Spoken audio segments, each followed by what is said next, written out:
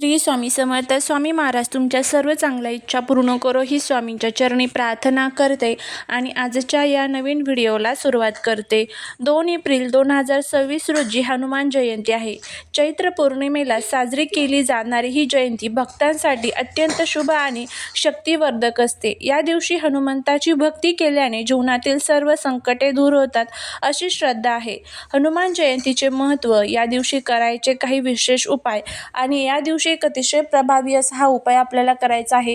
हा उपाय जर केला तर मुलांची अभ्यासात, नोकरीत प्रगती होईल, घरातील सर्व दुःख, दारिद्र्य, अडचणी संपेल, अखंड लक्ष्मी प्राप्ती होईल, जीवनातील सर्व संकटांचा नाश होईल. तर असा हा प्रभावी उपाय कसा करायचा याबद्दलची संपूर्ण माहिती, त्याचबरोबर कोणत्या चुका टाळाव्या, काय करावे, काय करू नये, अशी संपूर्ण माहिती आजच्या व्हिडिओमध्ये मी तुमच्यासोबत शेअर करणार आहे.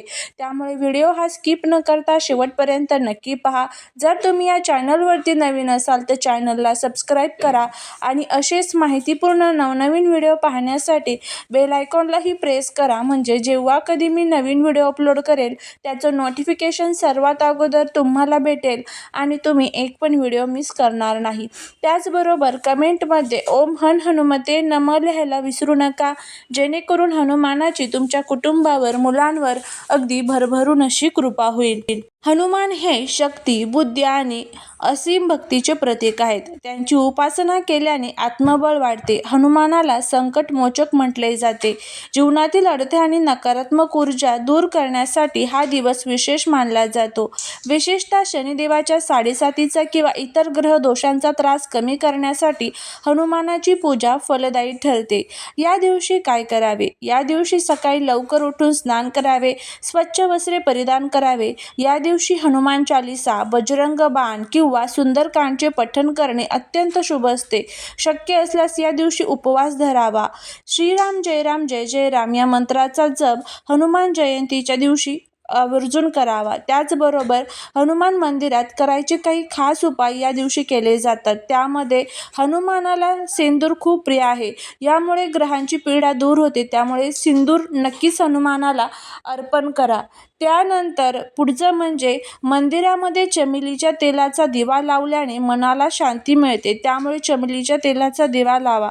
11 किंवा 21 रुईच्या पानांवरती राम नाव लिहून त्यांची माळ हनुमानाला अर्पण करा.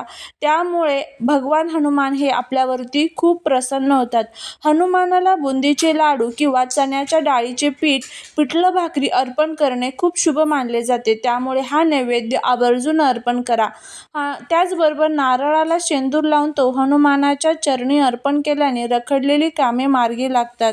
हनुमानाच्या पूजेमध्ये स्वच्छता, पावित्र्य राखणे अत्यंत आवश्यक आहे. या दिवशी तामसिक आहार, मांसाहार, कांदा, लसूण खाणे टाळावे. कोणाशी वाद घालू नका. मनामध्ये शुद्ध भाव ठेवा. चैत्र पौर्णिमेचा जो प्रारंभ आहे तर तो 1 एप्रिल 2026 वार बुधवार सकाळी 7 वाजता होणार आहे आणि समाप्ती जी आहे तर ती 2 एप्रिल 2026 गुरुवार सकाळी 7:41 होणार आहे. शास्त्रानुसार ज्या दिवशी सूर्योदयाच्या वेळी पौर्णिमा तिथी असते त्याच दिवशी पौर्णिमेचे व्रत आणि मुख्य उत्सव साजरा केला जातो. त्यामुळे 2 एप्रिल 2026 रोजी सूर्योदयाच्या वेळी पौर्णिमा तिथी उपलब्ध असल्याने हनुमान जयंती आणि चैत्र पौर्णिमा 2 एप्रिल रोजी साजरी केली जाणार आहे. चैत्र महिना हा हिंदू कॅलेंडरचा पहिला महिना आहे. त्यामुळे या पौर्णिमेला विशेष धार्मिक महत्त्व आहे. याच दिवशी पवनपुत्र हनुमानाचा जन्म झाला होता, म्हणून हा दिवस देशभरामध्ये मोठ्या उत्साहात साजरा केला जातो. या दिवशी पवित्र नद्यांमध्ये स्नान करणे, गरिबांना दान देणे अत्यंत पुण्यकारक मानले जाते. यामुळे पापमुक्ती होऊन सुख समृद्धी मिळते अशी श्रद्धा आहे. अनेक घरांमध्ये या दिवशी भगवान सत्यनारायणाची कथा आणि पूजा केली जाते.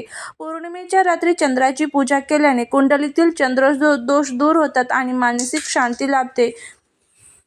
चैत्र पौर्णिमा ही हिंदू वर्षातील पहिली पौर्णिमा असल्याने धार्मिक आणि आध्यात्मिक दृष्ट्या तिला विशेष महत्त्व आहे.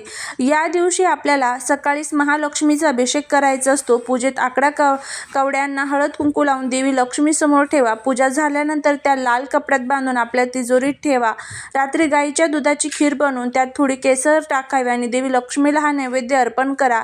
सकाळीच मुख्य दरवाजा स्वच्छ धुवून उंबरठ्यावर स्वास्तिक काढावे, हळदी कुंकू व्हावे. यामुळे नकारात्मक ऊर्जा घरात प्रवेश करत नाही. घरात पुसण्याच्या पाण्यात थोडेसे समुद्री मीठ टाकून घर पुसावे, यामुळे घरातील वास्तुदोष दूर होतात. रात्री जेव्हा चंद्र पूर्ण प्रकाशात येईल तेव्हा चंद्राला दूध मिश्रित जल अर्पण करावे. त्याचबरोबर या दिवशी तांदूळ, दूध, साखर आणि पांढरे कापड गरजू व्यक्तीला दान करणे अत्यंत शुभ मानले जाते. पौर्णिमेच्या दिवशी पिंपळाच्या झाडामध्ये लक्ष्मी आणि विष्णूचा वास असतो असे मानले जाते. त्यामुळे सकाळीच पिंपळाच्या झाडाला जल अर्पण करावे. संध्याकाळी झाडाच्या मुळाशी शुद्ध तुपाचा दिवा लावावा, यामुळे पितृदोष शांत होतो. त्याचबरोबर 2 एप्रिलला हनुमान जयंती असल्यामुळे या दिवशी हनुमान चालीसा वाचल्यानंतर थोडा वेळ ओम सोमाय नमः या मंत्राचा जप देखील तुम्ही करू शकता. या छोट्या छोट्या गोष्टी ज्या आहेत तर त्या तुम्हाला 2 एप्रिल म्हणजेच हनुमान जयंती आणि त्याचबरोबर चैत्र पौर्णिमेच्या दिवशी ज्या आहेत तर त्या करायच्या आहेत आणि काही गोष्टी ज्या आहेत तर त्या टाळायच्या आहेत. या दिवशी ज्या गोष्टी सांगितलेल्या आहेत त्या जर केल्या तर संपूर्ण वर्षभराचं जे फळ आहे तर ते आपल्याला मिळत असतं. त्यामुळे आपल्याला ह्या सर्व गोष्टी करायच्या असतात. त्यानंतर आपल्याला हा जो एक अतिशय प्रभावी असा उपाय आपल्याला करायचा आहे, कारण चैत्र पौर्णिमा हा वर्षातील सर्वात मोठा आणि महत्त्वाचा दिवस मानला जातो. या दिवशी आपल्या कुलदेवीची सेवा केल्याने संपूर्ण वर्षभर तिची छायाछत्र आपल्या कुटुंबावरती राहते. जर तुमच्या घरात सतत कटकटी होत असतील, आर्थिक चणचण भासत असेल किंवा शत्रूंचा त्रास होत असेल तर एक अतिशय प्रभावी असा हा उपाय सांगणार आहे. हा उपाय तुम्ही करून बघा. जो कोणी हा उपाय करेल तर त्याच्या आयुष्यातील दारिद्र्य कायमचे संपून टाकेल, इतका प्रभावी असा हा उपाय आहे. चैत्र पौर्णिमेच्या दिवशी प्रसन्न करण्यासाठी कुलदेवीला सर्वात महत्त्वाचं असतं ते म्हणजे 2 लवंग आणि गुलाबाचे फूल. तर हे 2 ज्या वस्तू आहेत तर त्याच आपल्याला लागणार आहे. ज्यामध्ये लवंग ही शक्तीचे प्रतीक मानले जाते आणि ती नकारात्मकता शोषून घेण्याचे सर्वात मोठे माध्यम असते. तर आता हा उपाय कसा करायचा, तर हा उपाय चैत्र पौर्णिमेच्या दिवशी संध्याकाळी किंवा प्रदोष काळामध्ये रात्री केल्यास जास्त फलदायी ठरू शकतो. 6 नंतर संध्याकाळी कधीही करू शकता. 2 अखंड लवंग घ्या, ज्याला फूल आहे अशा लवंग घ्या. 1 गुलाबाचे लाल फूल आणि गाईच्या तुपाचा दिवा घ्या. सर्वात आधी आपल्या कुलदेवीसमोर तुपाचा दिवा लावा. त्यानंतर 2 अखंड लवंग हातामध्ये धरून कुलदेवीच्या मंत्रांचा जप करा. ओम ऐं ह्रीं क्लीं चामुंडाय विच्चे किंवा तुमच्या कुलदेवीचं नाव घ्या. 108 वेळेस जप करा. जप पूर्ण झाल्यानंतर त्या 2 लवंगा गुलाबाच्या फुलामध्ये ठेवून कुलदेवीच्या चरणाशी अर्पण करा. देवीला प्रार्थना करा की हे आई, माझ्या घरातील सर्व दारिद्र्य, इडापिडा आणि शत्रूंचा नाश कर आणि तुझे आशीर्वाद सदैव आमच्या पाठीशी ठेव. जर तुम्हाला शत्रूंचा खूप त्रास होत असेल तर पिंपळाच्या पानात 5 लवंग ठेवून त्या कुलदेवीच्या नावाने घराबाहेर जाळून टाका.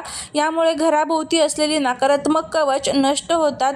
या उपायाने काय होतं तर लवंग अर्पण केल्याने लक्ष्मी प्रसन्न होते आणि अडकलेले पैसे परत मिळतात. तुमच्या प्रगतीत अडथळा आणणारे शत्रू शांत होतात.